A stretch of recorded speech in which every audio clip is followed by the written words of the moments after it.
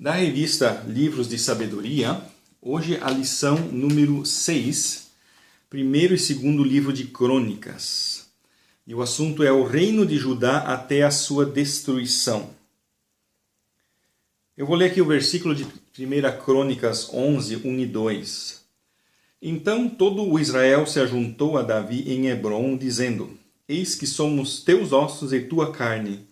E também outrora, sendo Saul ainda rei, eras tu o que fazia sair e entrar a Israel. Também o Senhor teu Deus te disse: Tu apacentarás o meu povo Israel, e tu serás chefe sobre o meu povo Israel. 1 Crônicas 11, 1 e 2. Então, esses dois livros, 1 e 2 Crônicas, vou falar numa lição sobre dois livros. Porque, claro, nós temos 52 lições para falar sobre 66 livros, então eu tenho que falar sobre 2 ou 3 livros em algumas lições.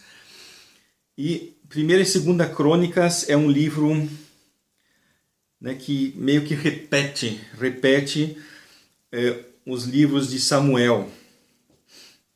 E quando eu li a Bíblia pela primeira vez, eu lembro que teve algumas partes do Antigo Testamento que foram muito difíceis de ler, porque falava muito de genealogias, que o fulano teve um filho ou vários filhos, e o mais velho teve não sei quantos filhos, e o segundo teve não sei quantos, e sempre citando os nomes, e quanto tempo viveu, e quem foi a esposa e tal. Era uma chatice muito grande.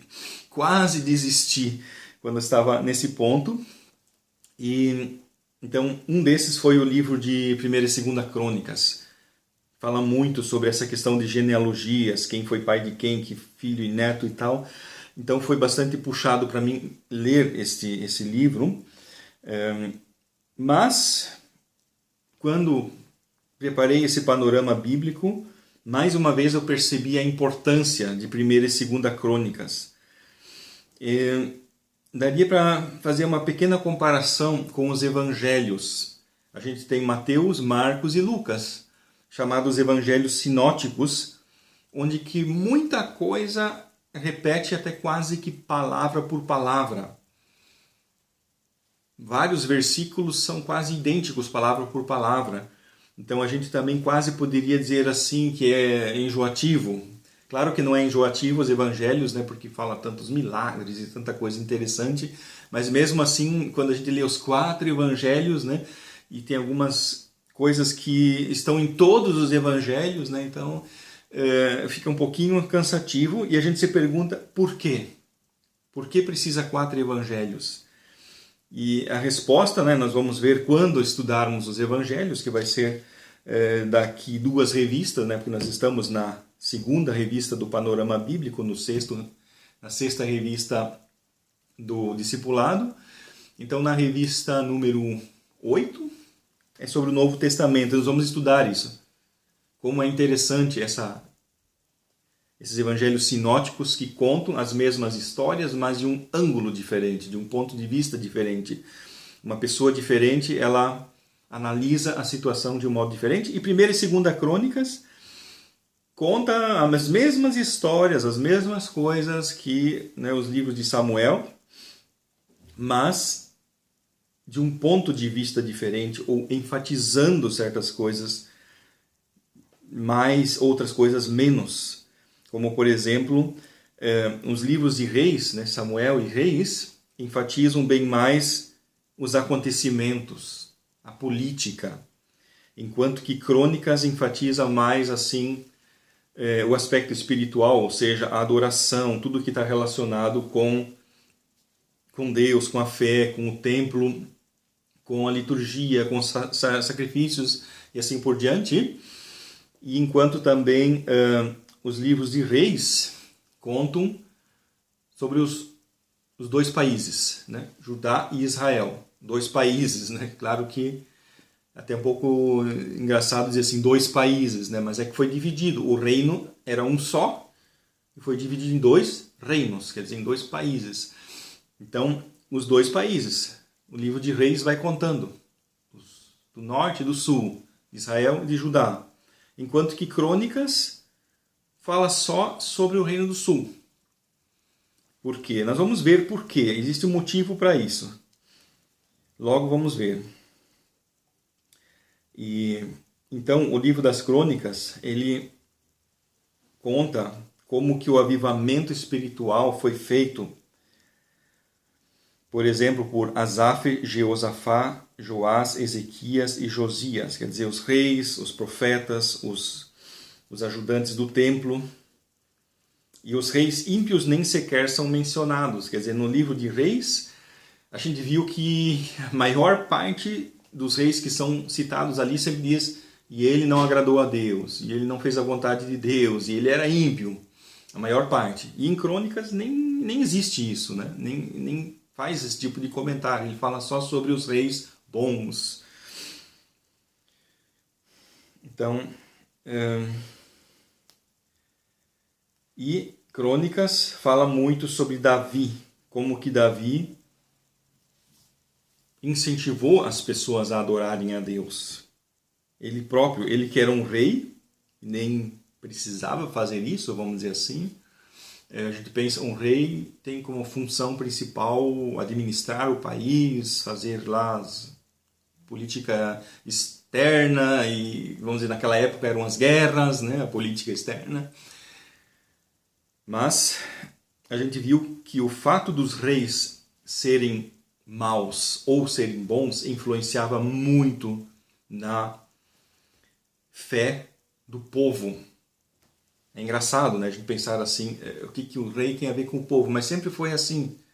Na história sempre foi assim. Se um rei tem uma certa religião, a tendência do povo é ir para aquela religião. E isso nos ensina muito, né, sobre a liderança, líderes. Né? Se a gente vê um presidente de um país que confessa a fé em Jesus Cristo, parece que muito mais pessoas naquele país começam a crer em Jesus Cristo. Eu percebo isso, por exemplo, até mesmo no Brasil. Eu tinha alguns canais do YouTube que eu acompanhava lá, fatos interessantes ou alguma coisa assim, um certo canal. E depois que o Bolsonaro foi eleito, aí aquele rapaz que faz aquele canal, ele sempre no final ele fala vão com Deus, alguma coisa assim, né? No final. Antes ele não falava, só depois que Bolsonaro foi eleito que ele começou a falar isso. E vi isso em vários outros canais, percebi isso, que pessoas de repente dizendo lá na despedida vão com Deus, alguma coisa assim, que antes não faziam. Então parece que, né, pelo fato do Bolsonaro ser crente em Deus, faz com que muito mais pessoas tenham mais coragem de falar sobre Deus em público, né? E então isso já naquela época acontecia também. Quando um rei era ímpio, a fé do povo diminuía. Quando o rei era crente, a fé do povo aumentava. É uma grande lição para nós hoje, para orarmos, para termos líderes bons. E até mesmo dentro das igrejas, porque existem também pastores que às vezes são um pouco mais frios espiritualmente, né? Tem outros que são mais crentes, mais fortes, né? Então, mesmo dentro das igrejas, isso também vale, né? Ou em grupos de estudo bíblico e coisa assim, a regra vale em todo lugar. Quando tem uma pessoa que é um modelo, um exemplo de fé, mais pessoas têm mais coragem. Então, Davi, ele fez muita coisa. E a gente, né, sabe, ele escreveu muitos salmos. Muitos. A maioria deles. E o que mais ele fez? Promoveu, né, a adoração a Deus, promovendo coral e os músicos. Bem interessante essa parte, né? A música no templo. Davi, ele era mesmo músico, tanto que Saul chamou ele lá para tocar a harpa, para ele se acalmar, porque estava possesso de um espírito maligno. Então, Davi organizou os músicos do templo. Não sei se aqui está escrito em algum lugar quantos músicos tinha no templo, mas enfim, Davi organizou aquilo. Devia ser algo muito lindo. A gente vê, por exemplo, no Salmo 150, quantos instrumentos musicais são citados ali. E eu imagino que esses instrumentos estavam lá no templo. Instrumentos de corda, instrumentos de metal, trombones, quer dizer, né, como se chamava naquela época, cornetas, ou sei lá como era o nome dos instrumentos musicais daquela época, harpa, ou símbolos e coisas assim. Tudo estava lá, então deveria ser algo muito lindo, esses instrumentos musicais para apoiar o canto no culto, na adoração a Deus, na comunhão. E isso, de novo, para nós, né, é um exemplo para nós, porque eu já estive uma vez conversando com um pastor de uma igreja alemã, e esse pastor, já conversei com muitos pastores de muitas igrejas, mas eu estou pensando agora num específico que meio que escorregou lá para um lado assim meio esquisito, e ele estava falando que é errado tocar instrumentos musicais dentro da igreja, né? Quer dizer, acho que foi a única pessoa até hoje que eu escutei falar isso. Mas em todo caso, vale o comentário. Se alguém acha que é errado tocar um instrumento musical dentro da igreja, então ele deveria ler a Bíblia, ler, né, digamos, os Salmos. Se no Antigo Testamento, onde as pessoas não tinham o Espírito Santo, eles gostavam de louvar a Deus, adorar a Deus com alegria, com instrumentos musicais, muito mais no Novo Testamento. Até porque, né, no Apocalipse é citado, né, que no céu as pessoas vão estar adorando a Deus com instrumentos musicais, né? Então não há motivos para a gente não usar instrumentos musicais. E se o próprio Satanás, como nós estudamos na revista número 4, né, ele era o líder da adoração a Deus e ele tinha instrumentos musicais. Então, claro que tem pessoas que dizem, então usar instrumentos musicais é a gente ficar parecido com Satanás. Não, parecido como ele era antes de ele virar Satanás, como ele era quando era um anjo, quando adorava a Deus, né? Quer dizer, quando a gente usa instrumentos musicais para adorar a Deus, isso é algo bom. Em todos os sentidos, até a gente se sente bem. Eu gosto muito, né, de louvar a Deus com instrumentos musicais.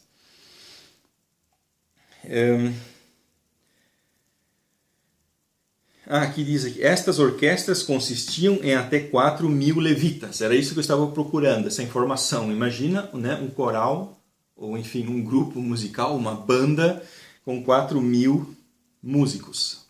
Muito grande, muito grande. E claro que a música naquela época era diferente da música de hoje. Assim, os tipos, os estilos musicais, né? O estilo musical era diferente, um pouco difícil de reproduzir. Teria que pesquisar um pouquinho na internet para ver, encontrar exemplos de como que certos povos primitivos daquela região até hoje têm a sua música, que é mais assim um jeito apenas de falar o texto, pega o texto e fica lá, alguma coisa assim, né? Quer dizer, como se fosse assim, né? Uma ênfase no texto, vamos dizer. Enfatizar, subir, descer, mas sem assim notas fixas, isso aqui é dó, isso aqui é ré, isso aqui é mi. Não era bem assim, né? Era diferente, mas ok, né? Existe uma similaridade, né? Melódica e na harmonia não sei se existia, mas em todo caso rítmica e melódica existe alguma coisa similar com o que nós chamamos de música.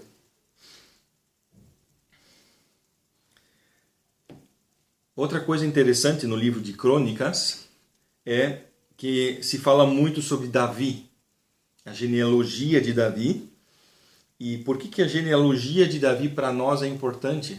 Por causa de Jesus. Porque Jesus ele foi um descendente de Davi. Então foi bem importante que Esdras escreveu Crônicas pensando em Davi. Claro que Esdras não sabia nada sobre Jesus, né? Mas colocou lá, enfatizou Davi, Davi, Davi. E hoje nós temos, né? Sabemos que foi Deus que conduziu a escrita desses livros todos. Temos o comprovante de que Jesus, né, é um descendente de Judá e de Davi. Então, esses livros de crônicas, eles foram escritos, claro, muito tempo depois do que as coisas aconteceram. Assim como a maioria dos livros da Bíblia escrevem coisas que aconteceram há dezenas ou centenas de anos atrás. Até os livros do Novo Testamento, a mesma coisa. Lá, né, digamos, Mateus não ficou lá anotando num pedaço de papel o que Jesus falava, mas sim depois que Jesus morreu, anos depois, eles foram lá e anotaram o que lembravam, né? E isso, com a maioria dos livros da Bíblia, foi assim. Então, os livros de crônicas foram escritos séculos depois de Davi, e eles pegam as histórias, né, dos reis e de Davi e de tudo que está escrito ali, com o objetivo de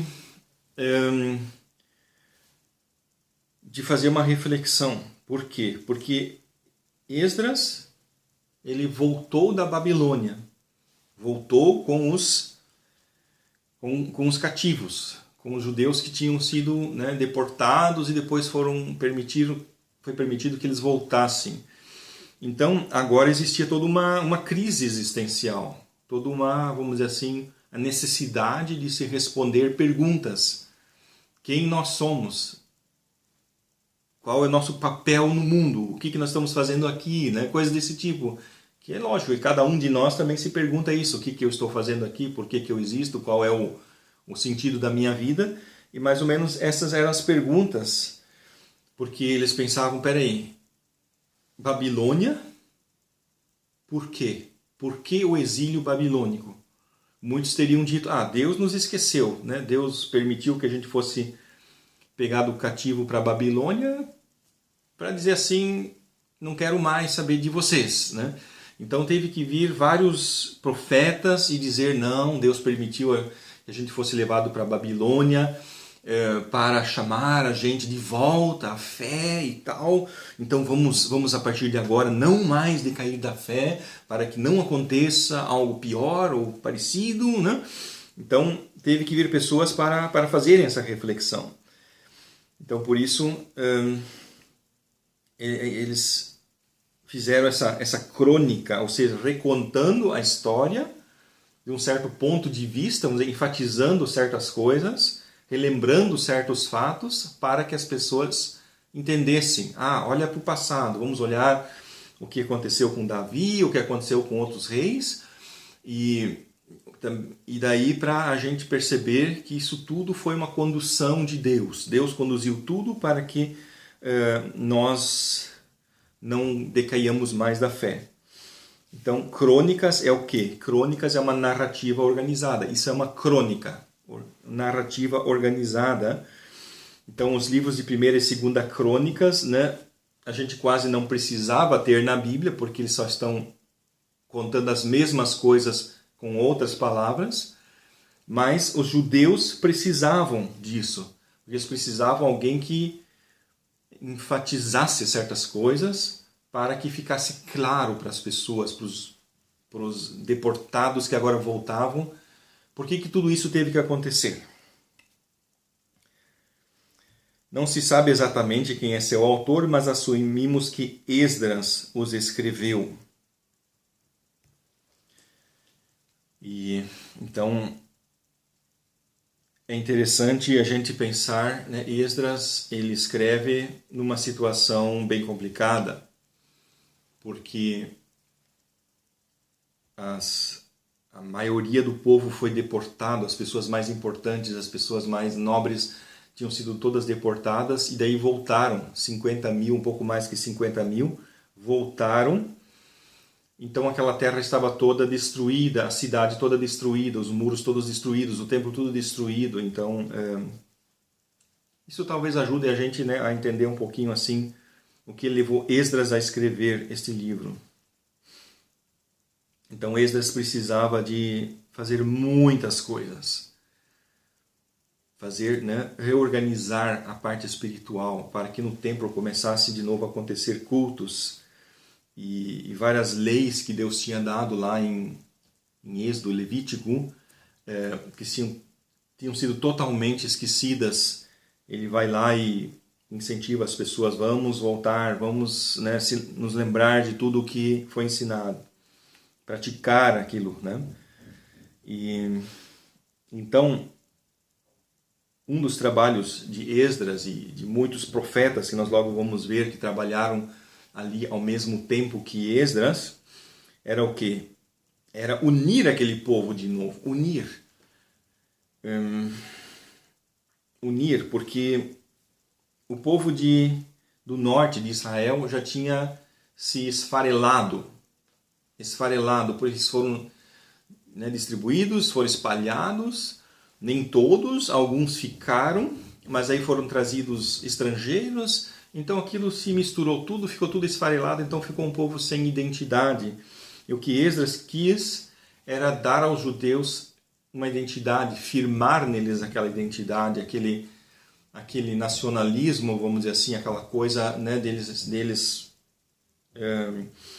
terem, vamos dizer assim, orgulho de quem eles são, mas não simplesmente dizer, olha pessoal, vamos ter orgulho de quem nós somos, mas ele tornou isso mais concreto, com toda essa história das genealogias, com todas aquelas genealogias que estão escritas ali, ele quis mostrar para as pessoas, olha, nós somos mesmo descendentes de Abraão, nós que estamos aqui, isso é comprovado, né? Então ele colocou tudo lá no papel, porque o fulano foi filho do fulano, e ciclano, e beltrano, e neto, e bisneto, para comprovar que aquelas pessoas que estavam ali eram de fato descendentes de Abraão. Então aquilo deu assim, aquela sensação, nós somos uma família. Claro, todos descendentes de um mesmo pai, Abraão, então somos uma família. Então aquilo deu, né, uniu muito as pessoas. E a mesma coisa em relação ao templo, né? Nós somos uma família e nós temos uma religião.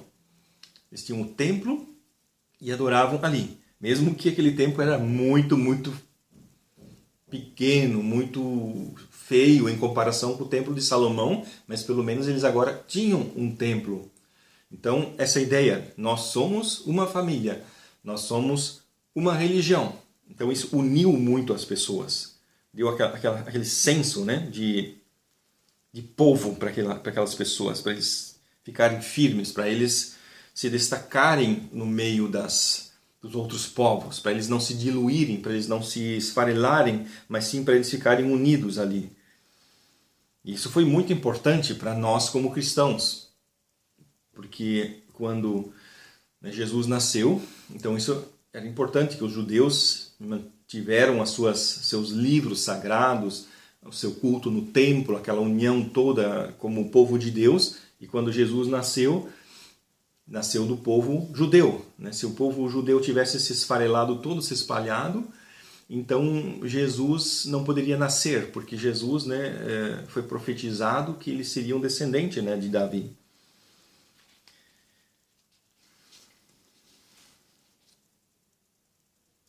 Então aqui, nesta próxima página, eu falo de 1 Crônicas e 2 Crônicas, do que trata. Ou seja, 1 Crônicas corre paralelo a 2 Samuel, e 2 Crônicas corre paralelo com 1 e 2 Reis. E falando bastante sobre as genealogias e tal, né? E falando muito sobre a construção do templo, seu financiamento, a organização do culto, do serviço levítico e dos cantores. Isso nos ensina muito sobre cultuar a Deus, né? A palavra culto é uma palavra estranha no Novo Testamento. Eu digo estranha porque a única vez que a palavra culto aparece no Novo Testamento é em Romanos 12:1. O nosso culto racional é o quê? A nossa vida, o nosso comportamento. Isso é o nosso culto. É o modo de nós cultuarmos a Deus. E isso que a gente faz no domingo, né, como eu digo, que a gente aqui na Alemanha costumam fazer no domingo de manhã, o culto, que chamam de culto. No Brasil existem, né, quase todas as noites, domingo à noite, terça à noite, quinta à noite, sábado à noite, sempre tem culto. Mas a palavra culto não é muito adequada. No Novo Testamento chamava isso de comunhão. Perseveravam na oração, no partir do pão, na doutrina dos apóstolos e na comunhão. E comunhão é a palavra que se usava naquele tempo para falar do que nós chamamos de culto. Então temos que pensar sobre isso. Que imagem nós temos que ter quando pensamos em culto? No Antigo Testamento, o culto era mais um negócio assim, ritualístico, cerimonial, né? Mas no Novo Testamento tem muito a ver com comunhão, estar juntos, a edificação mútua, edificando-vos mutuamente, né? Está escrito numa das cartas de Paulo, em muitos lugares, aliás, né? Essa edificação mútua. Próximo subtítulo, Reformas. A história de Judá era sombria, instável e marcada pela apostasia. Isso nós vimos, né? Quando estudamos os livros dos reis, que também Judá, também o país do sul, o reino do sul, por incrível que pareça, tinha muita apostasia. Muitos reis não eram crentes. Eu digo por incrível que pareça, porque os reis do norte eles tinham uma certa razão em serem ímpios, porque eles queriam evitar que as pessoas peregrinassem para Jerusalém. Ou seja, queriam evitar que as pessoas fossem para Jerusalém e fossem infectadas politicamente, recebessem, né, voltassem com pensamentos revoltosos de lá. Ok, então dá para, vamos dizer assim, entender a lógica dos reis do norte, porque que todos eram ímpios. Mas no rei do sul, não. Porque lá tinha o templo, lá estava Jerusalém. Por que muitos deles eram ímpios? Né? Aí a gente vê que o fato deles serem ímpios, né, isso é uma coisa mesmo diabólica, ou seja, que eles, mesmo tendo o templo na frente da porta deles, não queriam crer. Então a gente vê que a fé em Deus, de fato, é algo a ser conquistado. A gente não pode pensar assim que se uma pessoa é crente, então os filhos dele vão ser crentes, os netos dele vão ser crentes, os bisnetos vão ser crentes, porque meu pai era crente, porque meu avô era crente. Muitos acham que é assim. Por que você é cristão? Porque o meu pai era, porque meu avô era. Não. A fé cristã, cada um tem que... A fé no Deus verdadeiro é assim, a gente tem que conquistar essa fé, a gente tem que se converter para essa fé. Então, houve alguns reis crentes, poucos, e o livro de Crônica conta desses 5 chamados reavivamentos, entre aspas, reavivamentos, quer dizer, períodos onde que houve um rei crente que incentivou a leitura bíblica, né? Claro que naquela época não existiam cópias da Bíblia, mas assim, a leitura pública, as pessoas prestavam atenção, ouviam, né? Uma pessoa que lia, e como até no livro de Apocalipse diz lá, ao que lê e aos que ouvem, né? Quer dizer, um lia e os outros ouviam. Isso já vem da época do Antigo Testamento, porque não havia cópias. Não havia muitas cópias, havia só uma, né? Que era o sacerdote, ou assim que, enfim, ou a pessoa, o líder da sinagoga, que lia e os outros ficavam prestando atenção. 5 avivamentos sobre o rei Asa, sobre o rei Jeosafá, sobre o sacerdote Joiada e o rei Joás, sobre o rei Ezequias e sobre o rei Josias. Então, esses 5 avivamentos, quer dizer, períodos que a fé em Deus foram incentivadas no Reino do Sul. E tudo aqui se trata do Reino do Sul, né? 1ª e 2ª Crônicas fala só sobre o Reino do Sul.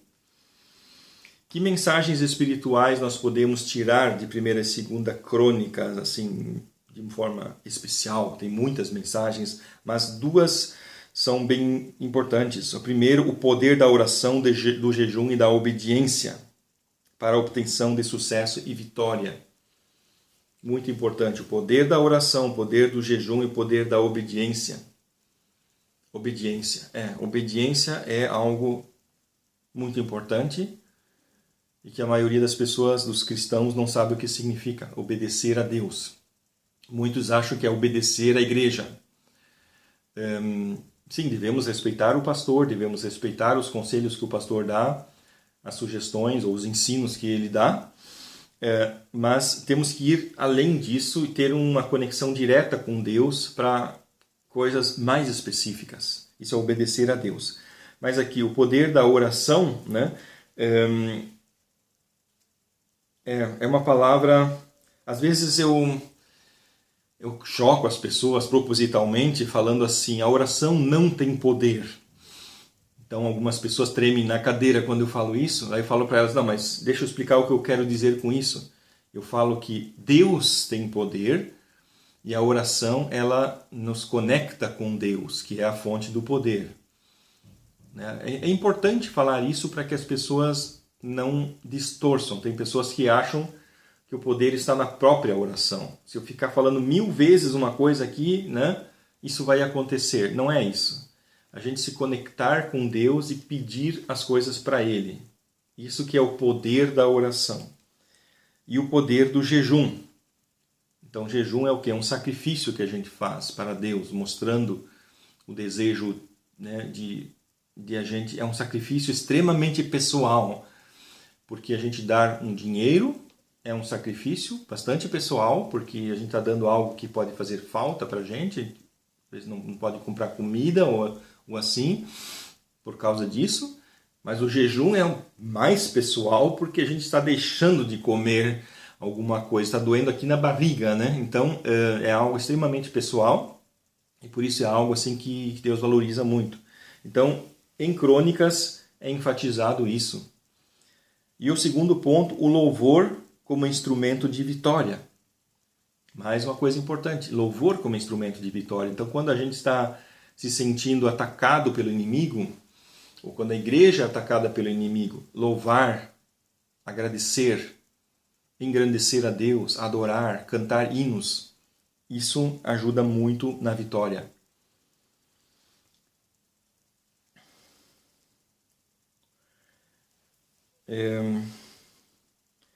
Bom, todo esse retorno que eu já falei, Esdras retornou da Babilônia para reconstruir, né, Israel, reconstruir Judá, né? Tem que tomar cuidado, eu falo Israel pensando no Israel de hoje, né? Mas assim, Israel daquela época era outra coisa. Judá, reconstruir Jerusalém, templo, muros, assim. Ele voltou. Da onde? Da Babilônia. Então aqui eu aproveitei para fazer um pequeno enxerto sobre a Babilônia. O que é a Babilônia? É uma cidade que no Novo Testamento é chamada de Babilônia, mas que no Antigo Testamento era chamada de Babel também, algumas vezes de Babilônia.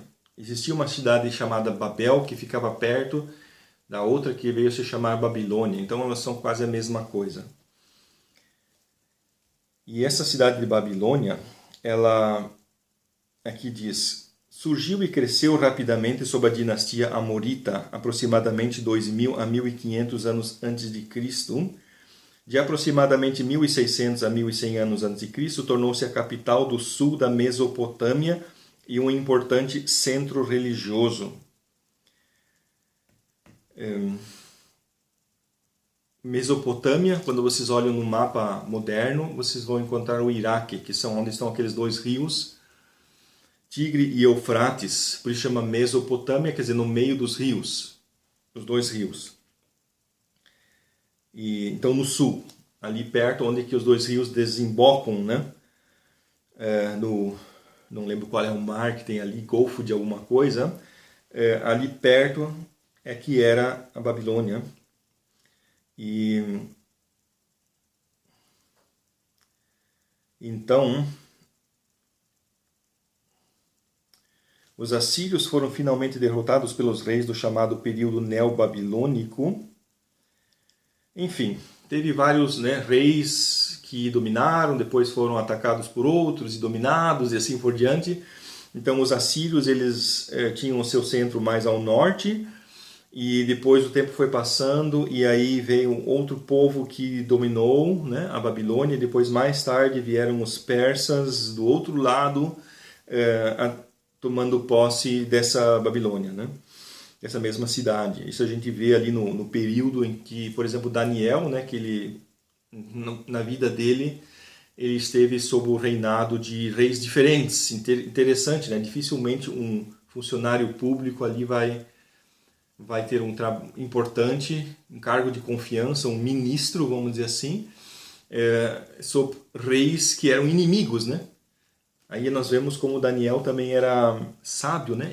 A sabedoria dele era tão grande que ele continuou, né, atuando, mesmo que os reis mudaram, mas Daniel continuou, trazendo uma história lá de um lugar bem diferente.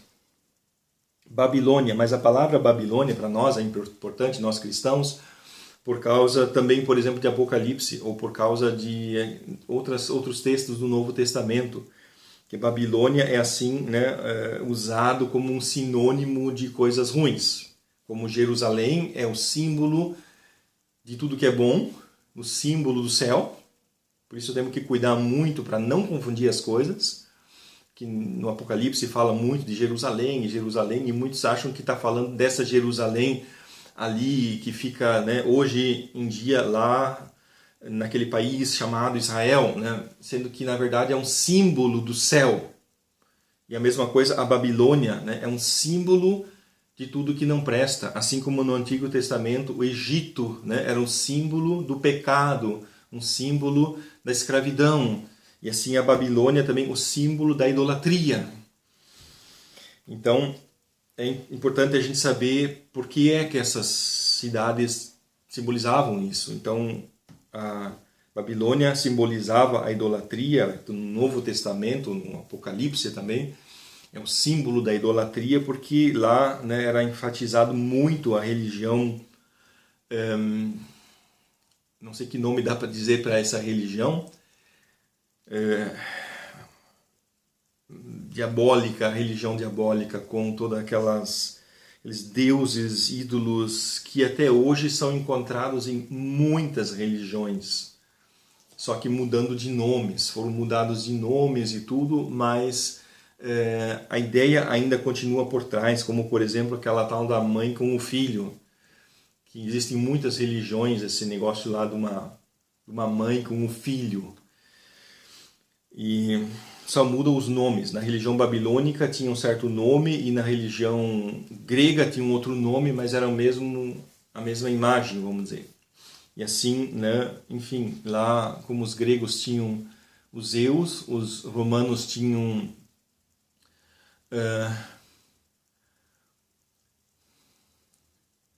esqueci, mas enfim, né?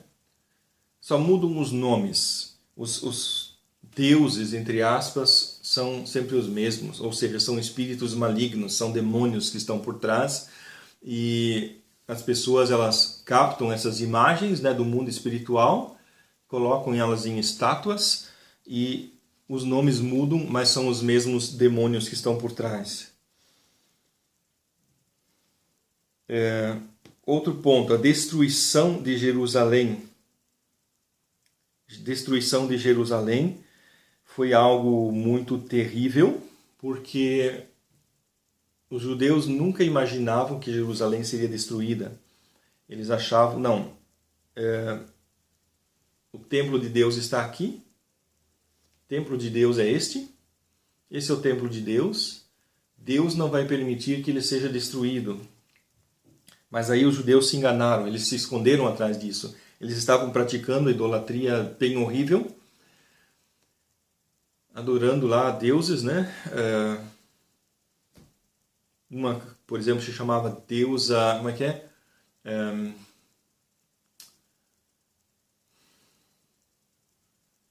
Esqueci o nome também, Mãe do Céu, alguma coisa assim, onde que Jeremias fala sobre ela, né? Vários outros deuses babilônicos até, que os judeus escondidinho, né, vamos dizer assim, na sala do fundo do próprio templo de Jerusalém, estavam fazendo culto àqueles deuses babilônicos, mesmo antes de eles serem levados cativos para a Babilônia, mas sempre dizendo, não, a nossa cidade é indestrutível, porque esse aqui está o templo de Deus. Mas ali eles se enganaram.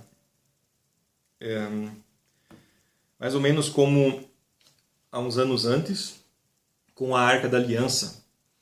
Como Josué levou a Arca da Aliança em torno de Jericó, e Jericó foi destruída. Então os filhos de Eli pensaram, a Arca da Aliança vai nos dar a vitória. Vamos levar a Arca da Aliança lá. Eles levaram a Arca da Aliança, mas nunca imaginaram que essa Arca da Aliança poderia ser tomada. Mas foi tomada, entende? Então assim os judeus poderiam ter pensado, peraí, a Arca da Aliança foi tomada. Então o templo também podia ser tomado. Por que a Arca da Aliança foi tomada? É porque pela influência dos filhos de Eli, o povo tinha decaído espiritualmente. Eles levaram aquela Arca da Aliança apenas como um objeto mágico, por assim dizer. Como um objeto de feitiçaria, quase, por assim dizer. Na cabeça deles, aquilo era um objeto, né, era quase um feitiço que eles estavam fazendo ali. Então, eles levaram aquela Arca da Aliança de um modo totalmente abusivo. E Deus não aceitou isso. Deus disse, não, se vocês respeitarem a minha arca como sendo algo sagrado, como um símbolo de Deus, ok, mas não desse jeito. E a mesma coisa em Jerusalém. Enquanto que os judeus estavam levando a sério, indo para adorar no templo, adorar a Deus no templo, Deus protegia. Agora, quando os judeus iam lá no templo, ficavam lá, ó Deus, né? E tal e coisa, ficavam lá na frente, né, cantando um hino para Deus, mas aqui na cabeça deles, no pensamento deles estava totalmente longe, e depois do culto iam lá no fundo do templo e faziam um sacrifício para um outro deus, Dagon, ou sei lá como era o nome daqueles deuses, né, pensando mais ou menos assim, tá, eu acendo uma vela para cada santo, por assim dizer, para garantir minha segurança. Acendo uma vela para Deus e outra para o Dagon, né? Mais ou menos assim, quer dizer, eles não tinham reverência verdadeira a Deus. Então, por isso que Deus permitiu que Jerusalém caísse. E isso tudo depois foi uma lição. Quando, né, o livro de Crônicas é escrito, ele diz, olha pessoal, vamos lembrar como tudo aconteceu, que foi tudo destruído, para que no futuro a gente não faça o mesmo erro de novo. Então, essa destruição de Jerusalém aconteceu em 3 fases, ou vamos dizer assim, Jerusalém foi atacada 3 vezes, e o rei da Babilônia ele não queria destruir Jerusalém, mas como os judeus foram muito revoltosos, acabou acontecendo que na 3ª vez eles destruíram totalmente. Os livros proféticos de Jeremias, Abacuque e Ezequiel nos ajudam a entender o que aconteceu. Então isso nós vamos ver na revista número 7, sobre os profetas, a questão dos profetas, porque é muito complicado entender os profetas. Um dos motivos que para mim torna entender os profetas muito complicado é porque os profetas estão totalmente misturados. Os profetas. Os livros históricos eles estão numa sequência. Nós estamos estudando até 1 Crônicas. Até agora, tudo vem mais ou menos numa sequência. Crônicas já é um pouco esquisito porque repete. Mas ainda assim está, vamos dizer, dentro de uma sequência. Ok. Eu digo, Crônicas repete Samuel e Reis, que vieram logo antes. Mas depois vão vir os profetas que estão totalmente misturados entre si. Tem os profetas maiores e tem os profetas menores e eles estão totalmente fora da sequência cronológica. Então, por isso é bem importante você lembrar disso aqui, pensar, quando eu quero estudar sobre a destruição de Jerusalém, os livros proféticos que estão relacionados com isso são os livros de Jeremias, Abacuque e Ezequiel, que foram escritos nesse tempo. Porque cada livro de cada profeta foi escrito num tempo, logicamente. Alguns foram escritos antes da queda de Jerusalém, outros depois. Outros foram escritos lá no tempo do rei Davi. Outro foi escrito lá bem depois da reconstrução do templo. Então, isso vai ser uma pergunta bem importante quando nós estudarmos os profetas. Em que data cada profeta foi escrito, para que a gente possa associar a esse profeta, ele falou na época de tal rei, ou ele falou, para a gente conseguir organizar isso melhor. Então, essa informação é bem importante. Jeremias, Abacuque e Ezequiel, quando vocês forem estudar a destruição de Jerusalém. Próximo assunto, que eu enxertei aqui, que eu coloquei aqui, às vezes não tem assim diretamente a ver com 1 Crônicas, mas tem muito a ver. É o cativeiro babilônico. também é importante a gente se lembrar que os babilônios eles tinham um jeito diferente de lidar com os deportados do que os assírios. Os assírios eles eram muito violentos, eles espalhavam, eles pegavam os cativos e mandavam eles para vários países diferentes e traziam pessoas de vários países diferentes ali. Foi o que fizeram com Israel, com o Reino do Norte. E por isso, na época de Jesus, tinha aquela questão dos samaritanos, né, que era um povo misto. Enquanto que os babilônios eles já eram mais calmos, mais tranquilos. Eles levaram os judeus para a Babilônia, mas lá na Babilônia deram para eles um território onde todos os judeus, ou a maioria deles, puderam viver juntos no mesmo lugar, entende? Ou seja, eles não foram misturados no meio dos babilônicos, mas eles viveram mais ou menos juntos. Assim como no Egito, também os descendentes de Jacó ficaram morando lá numa região meio que isolada, e isso fez com que o povo não se misturasse e ficasse puro. E assim também na Babilônia, os judeus na Babilônia, eles também estavam numa região lá mais isolada dos outros babilônios, e assim eles puderam se manter puros e depois voltar para Israel quando o rei persa Ciro permitiu isso. E até os babilônicos, eles até eram tão bonzinhos que permitiam que os judeus lá na Babilônia criassem suas famílias, construíssem casas, cultivassem pomares, elegessem seus próprios líderes e anciãos. Tudo isso é extremamente estranho, porque naquela época, né, os deportados, né, cativos, em outras guerras, né, isso até, por exemplo, já ainda no tempo romano, ainda no tempo de Jesus, era assim que se, digamos, Roma atacasse um certo país e dominasse aquele país, então eles pegavam muitos habitantes daqueles países e vendiam como escravos, né, para pessoas ricas, né? Então, o tempo do que nós estamos falando aqui era 500 anos antes de Cristo. Isso era mais forte, essa questão de pegar pessoas de outros países e escravizar para trabalhar de graça para as pessoas ricas daquele país, né? Então isso é totalmente estranho que os babilônicos fizeram isso aqui. E aí a gente vê de novo como Deus conduziu, porque Deus precisava fazer isso para, né, depois a gente ter Jesus. Que Jesus ele tinha que ser, né, um descendente de Davi, tinha que ser um descendente de Abraão e aquela coisa toda. Então, se os babilônicos tivessem feito a mesma coisa que os assírios, então hoje a gente não poderia ter Jesus. Os judeus estariam totalmente misturados, né? Então, o que os judeus fizeram lá na Babilônia?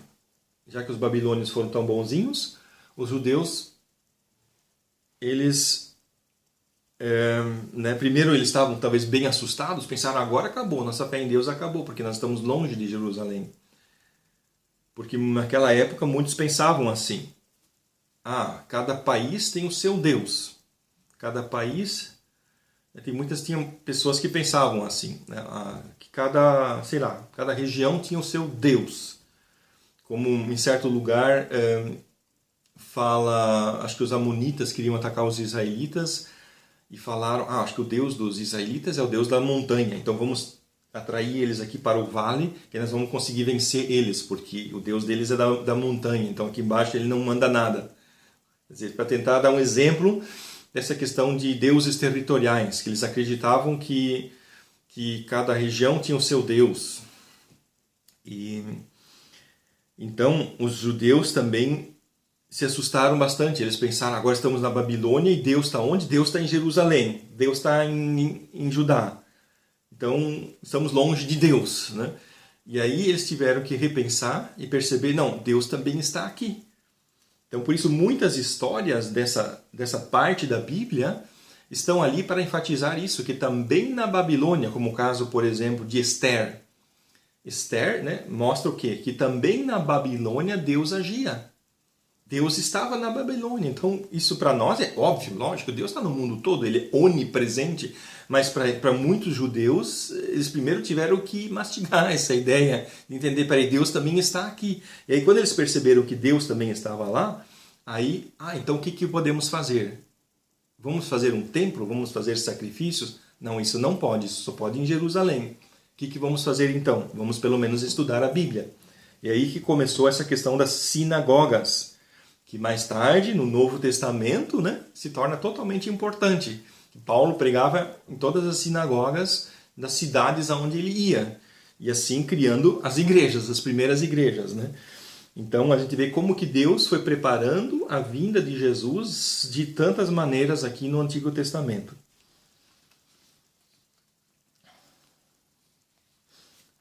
Então, o que aconteceu? Que os judeus chegaram na Babilônia, começaram ali a trabalhar, começaram ali a fazer seus negócios e começaram a enriquecer. E quando mais tarde veio aquele imperador persa Ciro II, em 539, ou seja, isso foi então, porque Jerusalém foi destruída em 587, de 587 para 539 são 48 anos. 48 anos depois, muitos judeus já estavam tão ricos na Babilônia que nem queriam mais voltar para Jerusalém, entendeu? Aí você vê como a Babilônia é má, né? É o que acontece com muitos crentes, né? Ficam ricos, não querem mais pensar em Deus, né? Então, aí Ciro II permitiu que os judeus retornassem à sua terra.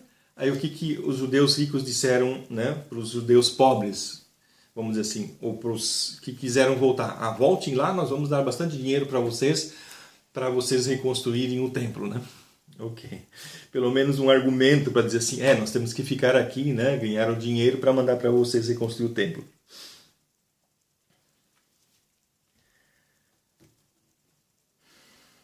Eu quero ler esta próxima frase. Porque o povo rejeitou a Deus e os seus mandamentos, eles foram subjugados por outros povos. Desde o exílio babilônico, Deus não mais governou através de profetas e reis fiéis, mas por ímpios, como Nabucodonosor e Ciro. Vemos que o plano de Deus não pode ser impedido.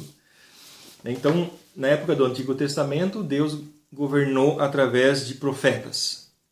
Na maior parte, no início. Moisés, né, era um profeta. Deus governou o povo através de Moisés, um grande líder. Depois veio Josué. Josué não era um profeta, era um grande líder. Aí depois vieram os juízes, que eram pessoas chamadas por Deus, ou seja, eles tinham talvez um tipo de vocação profética, alguma coisa assim. Enfim, pessoas chamadas por Deus. Ou seja, Deus estava governando, dirigindo o povo através de líderes isolados. Pessoas que Deus ia chamando conforme a necessidade. Como, por exemplo, o profeta Samuel, foi também o último juiz de Israel. Então, líderes que Deus chamava isoladamente e o povo respeitava. Aí depois entraram os reis, Saul, Davi, Salomão e assim por diante. E Deus, vamos dizer assim, tentando governar o povo através dos reis. Muitos deles eram maus, alguns eram bons, então foi o próximo modo que Deus usou para governar. Depois disso, Deus não governou mais o mundo através de profetas, ou mundo não, melhor dizendo, um país, né, através de profetas e reis. Agora o reino de Deus se tornou um reino espiritual e não limitado geograficamente, mas existindo em indivíduos que servem a Deus como seu rei, mesmo que vivam entre nações ímpias. Atualmente nenhuma nação pode ser considerada uma teocracia. Depois de Israel até hoje, nenhuma outra nação foi governada por Deus. As 3 perguntas que nós vamos logo debater são as seguintes. Por que há tantas árvores genealógicas em 1 Crônicas? Que fatores ajudaram os judeus a manterem a sua unidade no cativeiro? E a pergunta número 3, aonde está o reino de Deus? Hoje, glória a Deus. Aleluia.